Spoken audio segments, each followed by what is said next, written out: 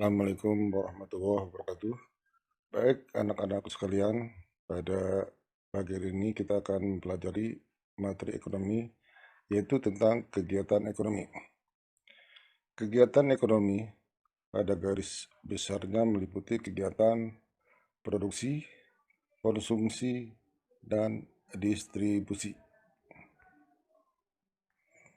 Baik, anak-anak sekalian, kita bahas satu persatu tentang kegiatan ekonomi tersebut.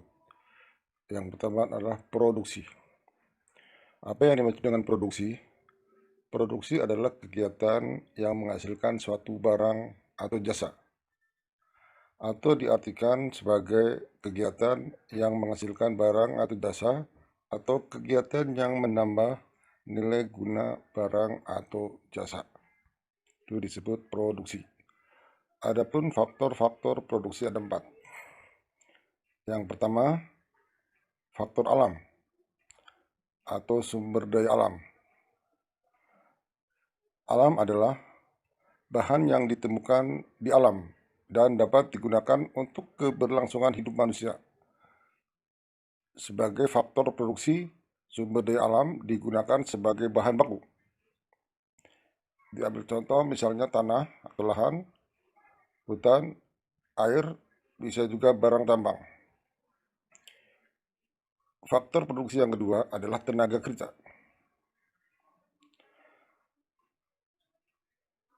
Tanah atau lahan yang dimiliki oleh produsen tentunya tidak bisa mengolah sendiri.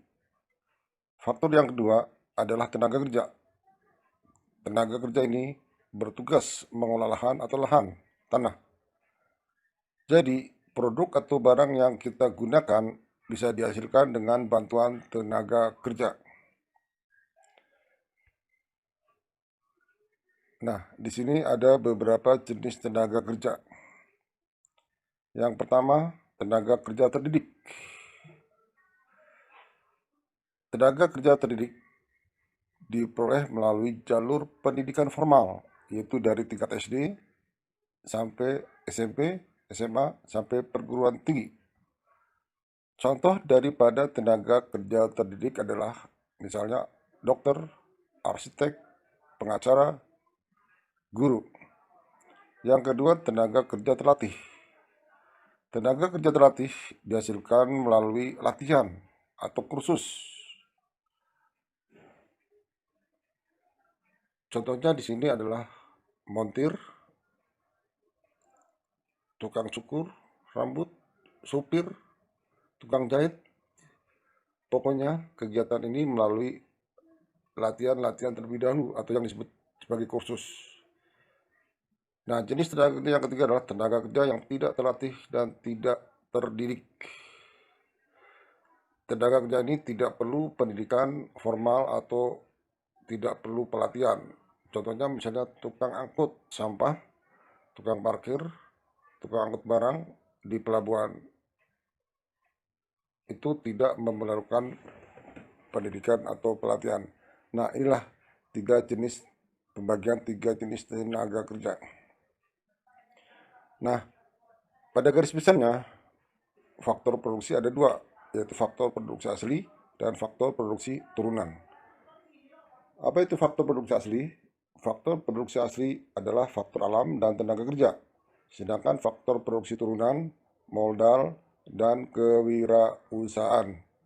Baik, kita lanjut pada faktor-faktor produksi yang ketiga. Tadi faktor alam, tenaga kerja. Yang ketiga adalah faktor modal. Kamu pasti sering dengar kata-kata modal. Modal tidak hanya berupa uang saja, tetapi bisa juga berupa mesin, bahan mentah yang digunakan untuk proses produksi, atau gedung perkantoran juga disebut sebagai modal. Yang keempat adalah kewirausahaan. Kewirausahaan artinya kemampuan untuk menjalankan perusahaan agar berproduksi secara efisien dan menguntungkan dengan cara menyatukan faktor-faktor produksi. Jadi antara 3 faktor di atas harus ada yang mengatur supaya proses produksi berjalan dengan baik dan sesuai dengan rencana. Nah, itulah 4 dari faktor-faktor produksi. Baik, kita masuk pada kegiatan ekonomi yang kedua, yaitu distribusi. Distribusi adalah kegiatan ekonomi yang tujuannya menyalurkan barang dari atau jasa dari produsen kepada konsumen. Ada tiga jenis distribusi. Ada distribusi langsung, di mana konsumen langsung berhubungan dengan produsen. Misalnya tukang sate, dia produksi lalu menjual langsung pada pembeli. Atau pedagang-pedagang asongan, toko, warung-warung yang ada di kampung-kampung, pedagang keliling, itu termasuk distribusi langsung. Karena dia menyalurkan barang langsung kepada konsumen. Ada juga distribusi semi langsung. Distribusi ini uh, menyalurkan barang dari produsen tapi tidak langsung kepada konsumen. Dia membuka cabang, tapi masih bagian daripada pabrik tersebut. Misalnya Ahas. Ahas adalah cabang daripada Honda. Ya, sehingga Ahas ini merupakan distribusi semi langsung. Jadi tidak langsung dari pabrik. Itulah yang dimaksud dengan distribusi semi langsung. Dan yang ketiga adalah distribusi tidak langsung, yaitu menyalurkan barang dari produsen kepada konsumen melalui beberapa perantara, dari agen, grosir, toko, lalu pedagang eceran, bisa juga pada pedagang keliling. Nah, inilah tiga jenis distribusi. Sedangkan jenis-jenis distributor ada tiga. Ada pedagang besar, ada pedagang grosir, ada pedagang eceran di sini. Nah, apa yang dimaksud dengan pedagang besar? Bisa kalian lihat di mana pedagang besar membeli barang dalam jumlah besar dan langsung dari pabrik, lalu menjualnya ke pedagang kecil atau retail. Contoh grosir, eksportir, dan importir. Itu termasuk pedagang besar. Ada juga pedagang sedang, membeli dan pedagang besar yang menjualnya langsung ke konsumen secara eceran. Contoh pedagang songan, pedagang kelima, minimarket. Itu masuk ke dalam kategori pedagang kecil.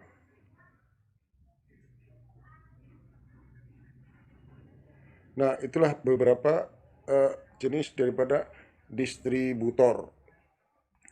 Baik, kita masuk pada yang ketiga. Di samping ada distribusi, produksi, yang ketiga adalah konsumsi. Apa itu konsumsi? Konsumsi adalah kegiatan ekonomi yang mengurangi atau menghabiskan nilai guna dari barang atau jasa. Contoh, ada seorang keluarga yang sedang mengkonsumsi makanan. Nah, di sini mereka adalah kegiatan menghabiskan barang, atau bisa juga mengurangi nilai barang. Misalnya, kalian belajar di sini menggunakan pensil, tas, dan sebagainya, itu tidak langsung habis, tapi berlarut-larut, lama-kelamaan akan rusak dan akan dibuang. Itu namanya mengurangi nilai guna barang. Baik, sekarang dampak positif dari iptek di kegiatan ekonomi.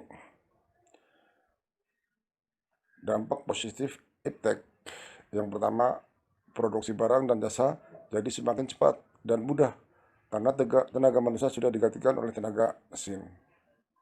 Yang kedua, lapangan pekerjaan baru banyak dibuka, seperti driver, ojek online. Ketiga, distribusi barang jadi semakin mudah. Keempat, keuntungan perusahaan meningkat.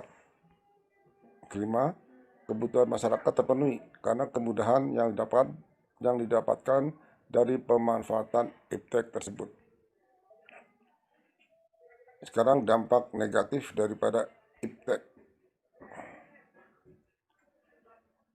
Perubahan dari tenaga kerja manusia ke tenaga mesin menyebabkan bertambahnya pengangguran karena tenaga kerja manusia tidak terlalu banyak dibutuhkan lagi.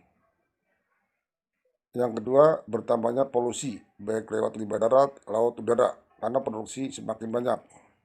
Sedangkan yang ketiga, selain polusi, sumber daya alam juga semakin habis, karena dorongan untuk terus diproduksi dengan adanya kemudahan-kemudahan tersebut.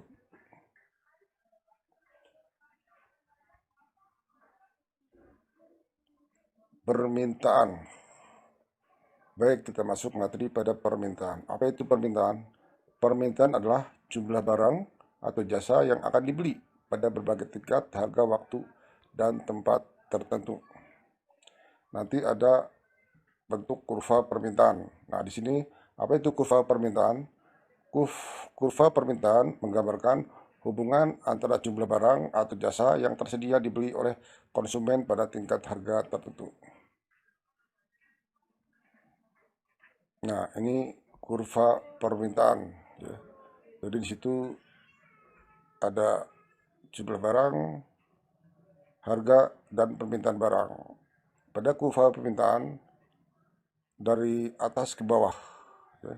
Dari atas kiri ke bawah kanan, itu bentuk daripada kurva permintaan. Diingat-ingat, kurva di atas menunjukkan hubungan berbanding terbalik antara permintaan dan harga. Jika harga semakin tinggi, jumlah permintaan semakin kecil. Sebaliknya, jika harga rendah, maka jumlah barang yang akan dibeli akan semakin banyak. Faktor-faktor yang mempengaruhi permintaan. 1. Harga barang atau jasa. Harga barang atau jasa itu mahal atau tidak. Kalau harga barangnya mahal, maka permintaannya juga akan lebih rendah. Pendapatan. Yang ketiga, kualitas barang. Kualitas barang bagus atau tidak. Kalau kualitasnya barang bagus, maka permintaan akan tinggi. Lalu selera mode. Jadi selera itu juga mempengaruhi permintaan. Karena masing-masing manusia memiliki selera yang berbeda-beda. Misalnya ada yang orang selera HP-nya merek Oppo, dia pasti belinya di Oppo, nggak beli merek HP yang lain. Waktu. Waktu juga mempengaruhi permintaan. Misalnya waktu lebaran, waktu tahun baru dan sebagainya. Itu mempengaruhi permintaan barang. Lalu faktor yang lain, harga barang lain atau yang berkaitan. Jadi barang satu dengan barang yang lain akan berpengaruh. Karena akan orang mencari barang yang lebih murah yang kualitasnya sama. Jumlah penduduk. Banyak, sedikit, atau jarang, itu juga mempengaruhi permintaan. Dan yang terakhir, kejadian yang akan datang. Misalnya, oh nanti ada kerusuhan, maka permintaan akan lebih tinggi. Ya. Ini kejadian yang akan datang, yaitu ramalan-ramalan yang akan datang. Itu juga mempengaruhi permintaan. Macam-macam permintaan.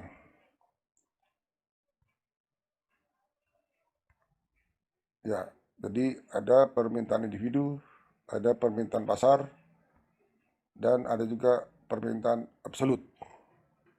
Setelah itu sudah cukup jelas, sekarang kita masuk kepada hukum permintaan.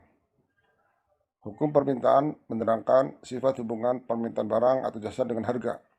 Hukum permintaan, makin rendah harga suatu barang, maka makin banyak jumlah barang yang diminta. Dan sebaliknya, makin tinggi harga barang, maka jumlah barang yang diminta akan semakin berkurang. Jadi hubungan antara harga barang dengan permintaan berbanding terbalik. Baik, materi selanjutnya adalah penawaran atau supply. Penawaran adalah jumlah barang atau jasa yang ditawarkan pada tingkat harga, waktu, dan tempat tertentu. Kurva penawaran, nanti ada bentuk kurva penawaran. Ini merupakan tempat kedudukan titik-titik yang menunjukkan hubungan antara berbagai jumlah barang yang tersedia dijual atau ditawarkan oleh produsen pada berbagai tingkat harga. Nah, ini bentuk kurva penawaran dari bawah ke atas, ya, dari kanan di bawah lalu menuju ke atas ke arah kanan. Ini bentuk kurva penawaran. Semakin tinggi harga barang di pasar, maka semakin banyak barang yang tersedia atau dijual oleh produsen. Oleh karena jumlah barang yang ditawar atau dijual berbanding lurus dengan harga. Keseimbangan atau equilibrium.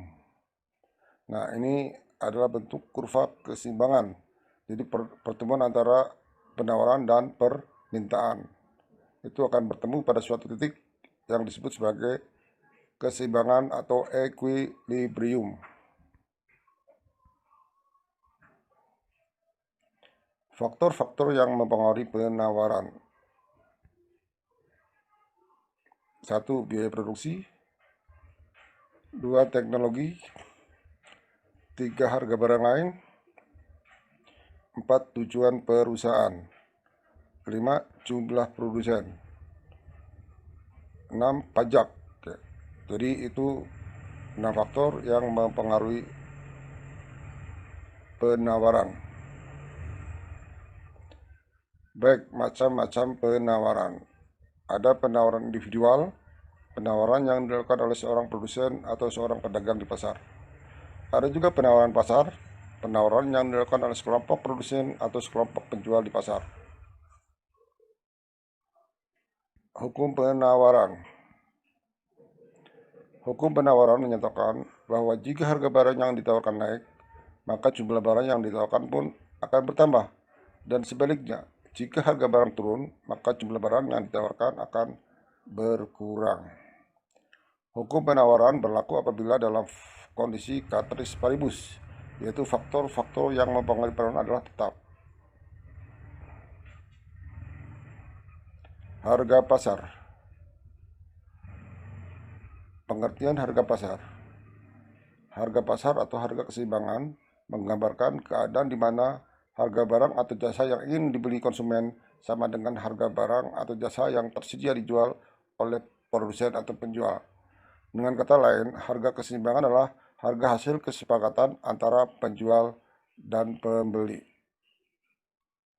Proses terbentuknya harga pasar. Harga pasar tercapai setelah melalui serangkaian proses tawar-menawar.